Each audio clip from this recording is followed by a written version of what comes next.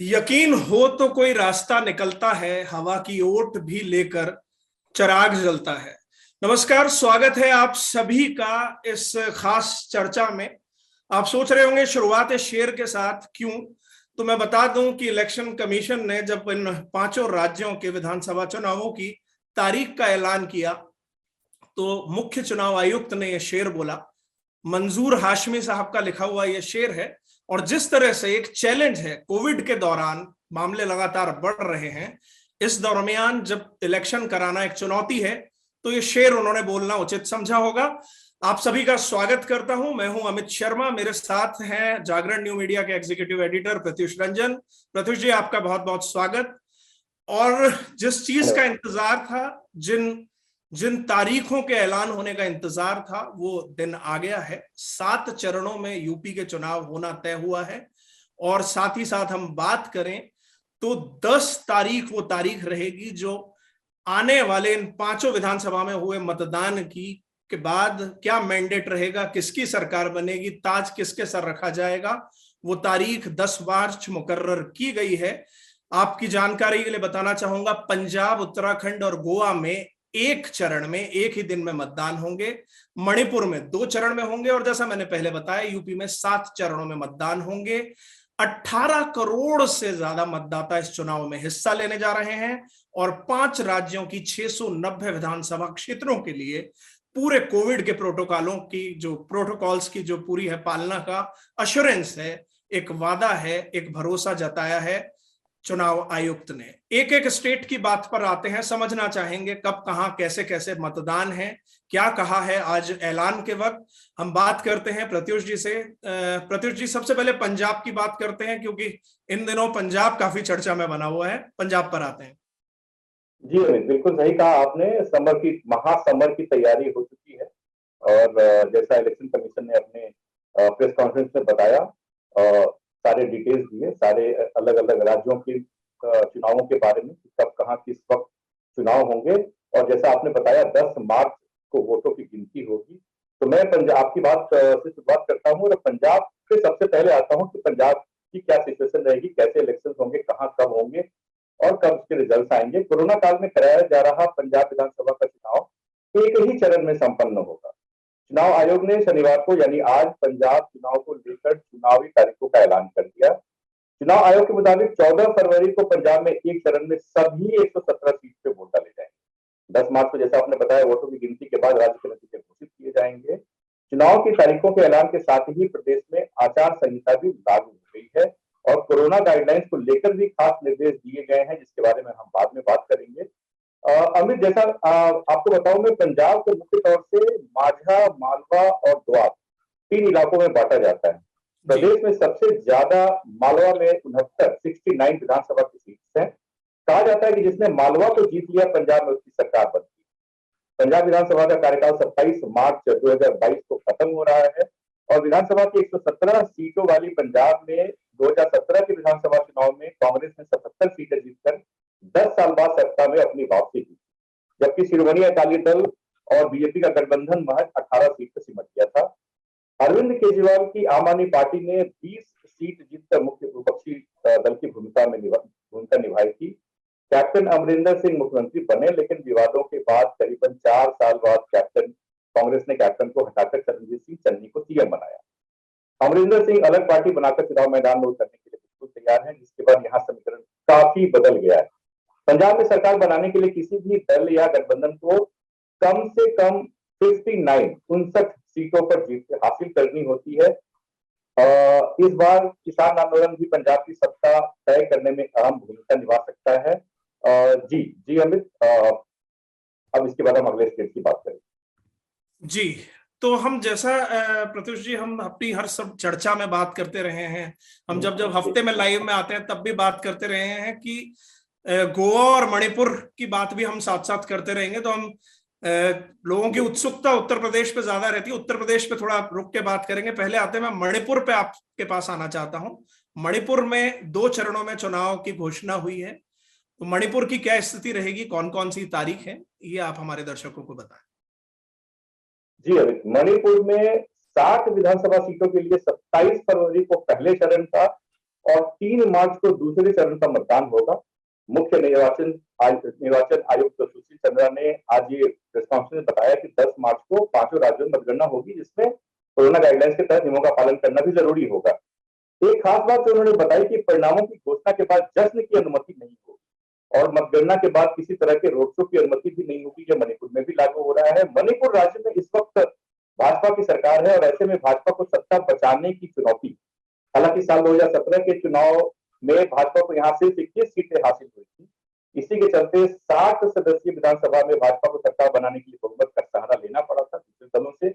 सबसे ज्यादा सीटें जीतने वाली कांग्रेस को 28 सीटें जीतने के बाद भी राज्य की सत्ता से बेदखल होना पड़ा था।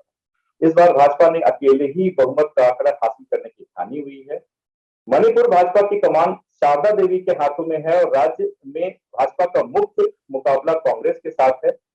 साल 2016 में कांग्रेस का दामन छोड़कर आए इन बीरेन सिंह को गले लगाकर भाजपा ने राज्य में चमत्कार करते हुए 15 साल की कांग्रेस को सत्ता से हटा दिया था। पिछली सरकार बनने के बाद मणिपुर में मुद्दों से ज्यादा दलबदल और फेरबदल का बोलबाला रहा। जून से अगस्त के महीनों में मणिपुर में समीकरण काफी बदले और 2020 में ये काफी आगे तक निकल के आ गया। जून में भाजपा की इन बीरेन सिंह की गठबंधन सरकार से 6 विधायकों ने समर्थन वापस लिया था और सरकार अल्पमत में आ गई। तो कांग्रेस ने सदन में अविश्वास प्रस्ताव पेश किया था। कांग्रेस ने भले ही 2017 में 28 सीटें जीती थी, लेकिन इस वक्त उसके पास सिर्फ 24 विधायक ही थे। अगस्त 2020 में मत विभाजन हुआ था। कांग्रेस के 8 विधायक ही सदन से अनुपस्थित हो गए। सदन संख्या 53 थी और भाजपा के पक्ष में 28 वोट पड़े थे। वहीं कांग्रेस के पास 16 विधायक। ऐसे में कांग्रेस विधायकों ने ही एन बीरेन सिंह की सरकार को बचा दिया था। तो ये कुल मिला के सीटों का आंकड़ा अभी तक रहा है और अब 2 चरण के चुनाव का ऐलान हो चुका है। तो अब देखना है कि बीजेपी अपने दम पे सरकार बना पाती है या दूसरे दलों का सहारा लेकर बना पाती है, जिसमें अभी भी सरकार उनकी बनी है, या फिर कांग्रेस सत्ता में वापस करती है। जी अमित जी, मणिपुर से सीधे आते हैं गोवा में एक ही चरण में चुनाव होना है, किस तारीख को है? क्या वहां का इस वक्त सियासत क्या कहती है? प्रत्युष जी। जी अमित, बिल्कुल। गोवा में 40 विधानसभा सीटों के लिए 14 फरवरी को एक ही चरण में चुनाव होगा। 10 मार्च को 5 राज्यों के विधानसभा चुनाव की गिनती की जाएगी। जैसा आपने बताया, गोवा के साथ ही पंजाब उत्तराखंड का भी एक ही चरण में, तो 14 फरवरी को मतदान किए जाएंगे। और जैसा आपको पता है कि भाजपा की 13 सीटें हैं वहां पे, कांग्रेस की 17 सीटें रही हैं। आप की 10 सीटें थी, 0 सीटें थी और अन्य की 10 सीटें थी। बता दें कि गोवा में सरकार बनाने के लिए किसी भी पार्टी को 21 का जादुई आंकड़ा छूना होता है। 2017 में गोवा विधानसभा चुनाव में भाजपा ने कांग्रेस से कम सीटें जीती थी। भाजपा केवल 13 सीटें ही जीत सकी थी, कांग्रेस से 17 सीटें जीती थी। मनोहर पारिकर के निधन के बाद प्रमोद सावंत मुख्यमंत्री बनाए गए थे। हालांकि भाजपा ने 3 एनजीपी विधायक, जैसा हमने पहले फेसबुक लाइव में बात भी किया है, और 3 जीएसपी विधायकों, 2 निर्दलीय और 1 एनसीपी विधायक के समर्थन से गोवा में सरकार बनाई। मनोहर पारिकर गोवा के मुख्यमंत्री बने थे। 17 मार्च 2019 को पारिकर के निधन के बाद तत्कालीन विधानसभा अध्यक्ष प्रमोद सावंत ने मुख्यमंत्री पद का पदभार संभाला था। तो अब जो है एक ही चरण का चुनाव है और 10 मार्च को यहाँ भी मैंडेट तय हो जाएगा कि सत्ता किसकी बनती है, सरकार किसकी बनती है। जी अमित जी, अब आते हैं अगला स्टेट उत्तराखंड है, पहाड़ी इलाका है। उत्तराखंड में भी एक ही चरण में चुनाव होने हैं। कब होने हैं, क्या सीटों का गणित है? जी अमित, उत्तराखंड 14 फरवरी एक ही चरण में चुनाव हो रहा है। अगेन 10 मार्च को उसके रिजल्ट आएंगे। राज्य में 81.43 लाख मतदाता हैं और हम इसमें बात करें तो इस वर्ष इसमें 1.98 लाख नए महिला और 1.06 पुरुष मतदाता जुड़े हैं। 18 से 19 वर्ष की आयु के मतदाताओं की संख्या 1.10 लाख है, जबकि 80 वर्ष से अधिक आयु के मतदाताओं की संख्या 1.43 लाख। दिव्यांग मतदाताओं की संख्या यहाँ पे करीबन 66,000 के आसपास है। एक बूथ पर, ये थोड़ा इंपॉर्टेंट है अमित, हमारे दर्शकों के लिए, साथियों के लिए जानना कि एक बूथ पर करीब 700 मतदाता ही वहां पे उन्होंने चुनाव आयोग ने अलाउ किए हैं। चुनाव आयोग ने कहा है कि राज्य में अभी तक एक पोलिंग बूथ पर अधिकतम 1500 वोटर का मानक था, जिसे 1200 किया गया है। इसी क्रम में 623 नए बूथ बनाए गए हैं और यहाँ पोलिंग बूथ की संख्या 11,447 हो गई है। इस हिसाब से प्रत्येक बूथ पर वोटर की संख्या 700 के लगभग आएगी और मतदाताओं को 1 घंटा एक्स्ट्रा मिलेगा उत्तराखंड में वोट डालने के लिए। उत्तराखंड में मतदान सुबह 8 बजे से शाम 6 बजे तक चलेगा। पहले इसकी समयावधि सुबह 8 से शाम 5 बजे तक नियत थी। चुनाव की तैयारियां परखने राज्य के दौरे पे मुख्य चुनाव निर्वाचन आयुक्त सुशील चंद्रा और उनकी टीम के दौरे के बाद ऐलान किया गया था और उन्होंने कहा कि इस निर्णय के पीछे मंशा यही है कि क्योंकि वहां का ज्योग्राफी अलग है, अभी वेदर भी वहां पूरा डिस्टर्ब है, इसको लेके ये सारे प्रयोग किए गए हैं, सारे डिसीजंस लिए गए हैं चुनाव आयोग के द्वारा। जी, अब बात करते हैं उस स्टेट की जिसके लिए कहा जाता है जिसने यूपी जीत लिया, देश जीत लिया, सबकी क्यूरियोसिटी रहती है। सबसे बड़ा प्रदेश है जनसंख्या के हिसाब से भी और हम कहें तो विधानसभा सीटों के हिसाब से भी देश में बड़ी अहमियत रखता है यूपी का चुनाव। 7 चरणों में उत्तर प्रदेश के चुनाव, विधानसभा चुनाव होने हैं। प्रत्युष जी, 7 की तारीख जानना चाहेंगे, क्या सियासी आंकड़ा वहां का क्या है, ये भी जानना चाहेंगे आपसे। जी बिल्कुल, सबसे महत्वपूर्ण तो सारे स्टेट के इलेक्शंस हैं, बट तत्कालीन समय में हम देखें तो फोकस थोड़ा सा यूपी पे ज्यादा है क्योंकि संख्या यहाँ पे ज्यादा है, कंस्टिट्यूंसी ज्यादा है, बड़ा राज्य है। तो 403 सीटों वाली विधानसभा के लिए 7 फेज में चुनाव हो रहे हैं यूपी में। 10 फरवरी, 14 फरवरी, 20 फरवरी, 23 फरवरी, 27 फरवरी और 3 मार्च और 7 मार्च को मतदान होगा। 10 मार्च को वोटों की गिनती होगी। चुनाव की तारीखों के ऐलान के साथ आचार संहिता लागू हो गई है। कोरोना की वजह से नया प्रोटोकॉल भी बनाया गया है और कोविड की वजह से वोटिंग समय में 1 घंटे का इजाफा भी किया गया। मैं अमित एक एक करके सारे फेजेस के बारे में बता देता हूँ। तो पहला फेज 10 फरवरी को वोटिंग है। यूपी में पहले फेज के लिए 14 जनवरी को पहली नोटिफिकेशन जारी होगी। 21 जनवरी तक उम्मीदवार नामांकन दाखिल कर सकते हैं और 10 फरवरी को वोटिंग होगी। दूसरा फेज मुख्य चुनाव आयुक्त ने बताया, आज अपने प्रेस कॉन्फ्रेंस में बताया कि उत्तर प्रदेश में 21 जनवरी को दूसरे फेज के लिए नोटिफिकेशन जारी होगी। 28 जनवरी तक नामांकन कराया जा सकता है और 14 फरवरी को वोटिंग। वैसे ही अमित, तीसरा फेज जो है 25 जनवरी को नोटिफिकेशन जारी होगा और 20 फरवरी को मतदान होगा। वैसे ही चौथा फेज यूपी में 27 जनवरी को चौथे फेज के लिए नोटिफिकेशन जारी होगा और 3 फरवरी को नॉमिनेशन की आखिरी तारीख होगी। 23 फरवरी को मतदान होगा। पांचवा फेज यूपी में 1 फरवरी को नोटिफिकेशन जारी होगा। 8 फरवरी को नामांकन की आखिरी तिथि है और 27 फरवरी को वोटिंग होगी। छठा फेज, अभी छठे फेज के बारे में बता दूं कि 4 फरवरी को नोटिफिकेशन जारी होगा। नामांकन की आखिरी तारीख 11 फरवरी है और 3 मार्च को मतदान होगा। और आखिरी 7वां फेज, जो आखिरी फेज होगा, वो 10 फरवरी को उसकी नोटिफिकेशन जारी होगी। 7 मार्च को वोटिंग होगी और ये सातों फेज के चुनाव होने के बाद 10 मार्च को जो है फाइनल रिजल्ट आएगा सारे 5 स्टेट के इलेक्शन का। कुछ जरूरी चीजें अमित जो चुनाव आयोग ने बताई है, इसके बारे में बात करना जरूरी है हमारे साथियों के साथ जो हमारे साथ जुड़े हैं। मुख्य चुनाव आयोग ने कहा है कि कोरोना नियमों का पालन जरूर करना है, सबको करना है और जहां तक संभव हो वर्चुअल कैंपेन करें। 15 जनवरी तक कोई रोड शो, पद यात्रा, वाहन रैली नहीं हो सकती है। 15 जनवरी तक सभी प्रकार की रैलियों पर रोक लगाई। चुनाव आयोग हालात के मुताबिक आगे गाइडलाइन जारी करेंगे और काउंटिंग के बाद कोई रैली नहीं होगी। विजेता उम्मीदवार के लिए 2 से अधिक सहयोगियों के साथ नहीं जाएंगे। एक अगली जो इंपॉर्टेंट बात चुनाव आयोग ने बताई कि 5 व्यक्तियों के साथ डोर टू डोर, मुख्य चुनाव आयोग ने कहा कि डोर टू डोर सभी उम्मीदवार अधिकतम 5 लोगों के साथ जा सकते हैं, घर घर प्रचार कर सकते हैं, इंक्लूडिंग उनके जो अगर कोई बॉडीगार्ड है या उनके साथ सब मिला के। सभी उम्मीदवारों को लिखित में देना होगा, कोई भी इन नियमों का उल्लंघन करता है तो उसके खिलाफ कार्रवाई की जाएगी। नए मतदाताओं की जो संख्या बढ़ी है, इसमें यूपी में सबसे ज्यादा नए मतदाता जुड़े हैं। 5 राज्यों की अगर बात करें तो 18.3 करोड़ वोटर इस चुनाव में हिस्सा लेंगे। 24.9 लाख वोटर पहली बार वोट डालेंगे और उत्तर प्रदेश में यह सबसे अधिक जुड़े हैं। 29% मतदाता यहाँ पहली बार वोट डालेंगे उत्तर प्रदेश के अंदर। ये एक बहुत बड़ा इक्वेशन चेंजर हो सकता है। जी अमित। जी प्रत्युष जी, आपने ये तमाम जानकारी दी जो उत्सुकता भी रहती है लोगों में कि हाँ कब कब मेरे मेरे इलाके में कब है या कहाँ है, वो तमाम बातें हो गई। जी यहाँ कोविड हमारे साथ साथ चल रहा है। लगातार हम देख रहे हैं कि खतरा, तीसरी वेव हमारे यहाँ जो है वो पूरा एक तरीके से कह दें आ ही गई है। देश में लगातार मामले बढ़ रहे हैं, 1 लाख से ऊपर हो गए हैं। तो उसका ख्याल भी चुनाव आयोग ने रखा है। यहाँ पर लोग बाग जब भी चुनाव आयोग की बात होती है कहते हैं कि हाँ भाई सख्त डिसीजन रहे नहीं। हमने पिछले लंबे समय से देख रहे हैं, हालांकि टीएन सेशन के बाद से चुनाव आयोग में एक वो जो कहते हैं ना कि वो एक उदाहरण और मिसाल दिए जाते हैं, उसका एक नजीर आज भी दिखी है। 15 जनवरी तक तो बिल्कुल बंद कर दी है, बिल्कुल रैली अलाउ ही नहीं गई है, कोई फिजिकल रैली नहीं होगी और आगे इसकी समीक्षा की जाती रहेगी।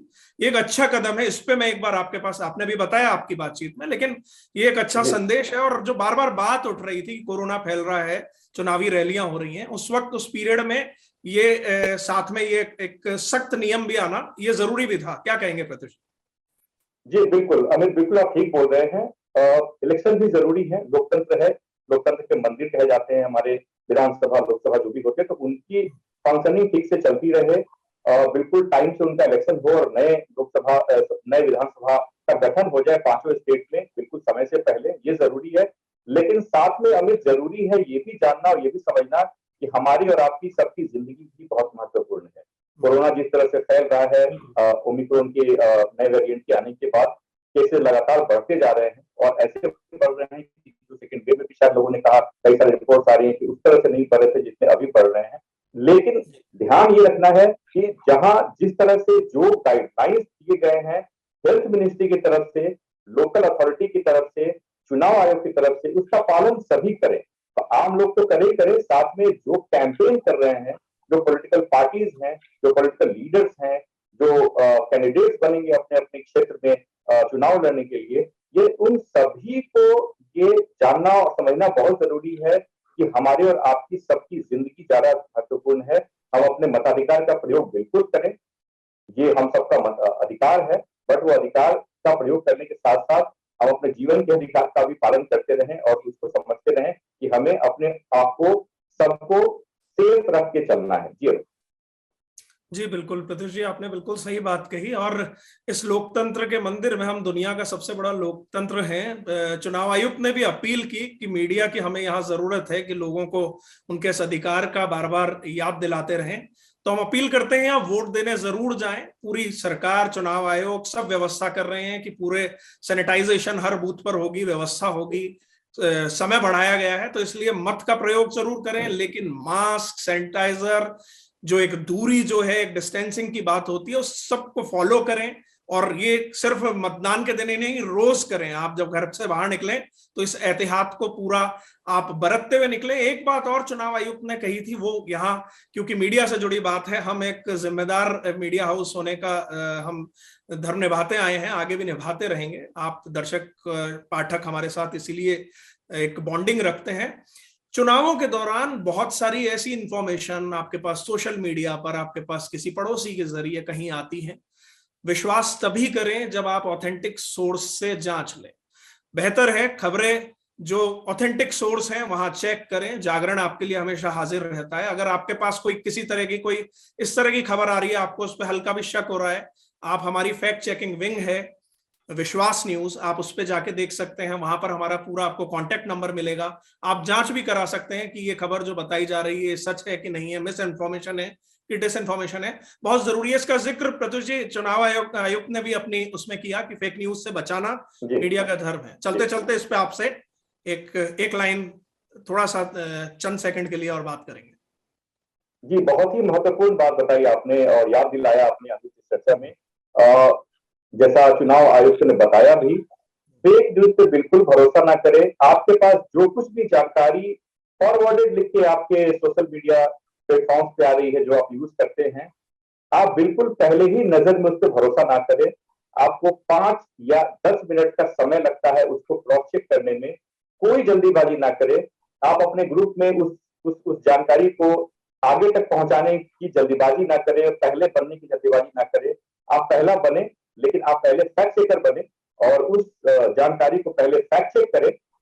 अगर आपको किसी तरह की समस्या होती है या समझ में नहीं आता है, जैसा अमित ने बताया, जागरण न्यूज मीडिया की हमारा एक ऑर्गेनाइजेशन है विश्वास news, IFCN certified fact checking हमारा वेबसाइट है। इस पे आप आके चेक कर सकते हैं। हो सकता है वो उस क्लेम के ऊपर यहाँ पे स्टोरी की गई हो, हमसे आप संपर्क कर सकते हैं। हमारा नंबर भी है, व्हाट्सएप नंबर है, हमारे वेबसाइट पे हमारा ईमेल आईडी भी है। वहां पे आप आके उस जानकारी को हमें पहुंचा सकते हैं, हम उसमें फैक्ट चेक करके आपको बताएंगे। लेकिन सबसे जरूरी है कि आप पहले ऑब्जर्व करें और ये पता करें कि ये जानकारी सही है या नहीं है, तभी आप अपने ग्रुप्स में या किसी और को पढ़ाएं। इलेक्शन है, चुनाव का समय है, काफी संवेदनशील माहौल रहता है।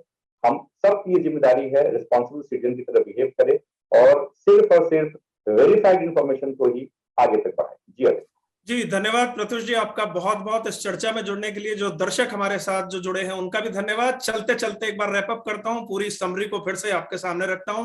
पंजाब, उत्तराखंड और गोवा में 1 चरण में, मणिपुर में 2 चरण में और उत्तर प्रदेश में 7 चरणों में चुनावों का ऐलान हो गया है। आदर्श आचार संहिता आज से लग गई है, कोड ऑफ कंडक्ट जिसे कहते हैं इलेक्शन के लिए, और सारा जो कहते हैं प्रशासनिक अमला जो है चुनाव आयुक्त की निगरानी में काम करेगा। और कोविड की विशेष गाइडलाइंस जारी कर दी गई हैं। उसके तहत अभी 15 जनवरी तक तो किसी भी फिजिकल रैली के लिए बिल्कुल मना ही है।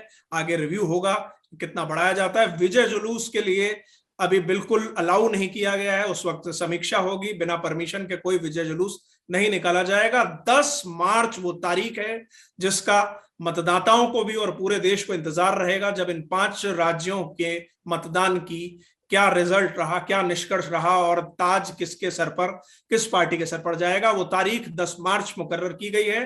तब तक आप सभी लोग जिन प्रदेशों में चुनाव है वोटिंग की तैयारी करें, अपना मत जरूर प्रयोग करें, हम आपसे इल्तिजा करते हैं। लेकिन कोविड के सभी पालनाओं को करते हुए, कोविड गाइडलाइंस की पालना करते हुए, अपना ख्याल रखते हुए, परिवार का ख्याल रखते हुए चलिए अभी के लिए आपसे यहीं इजाजत लेंगे। नमस्कार।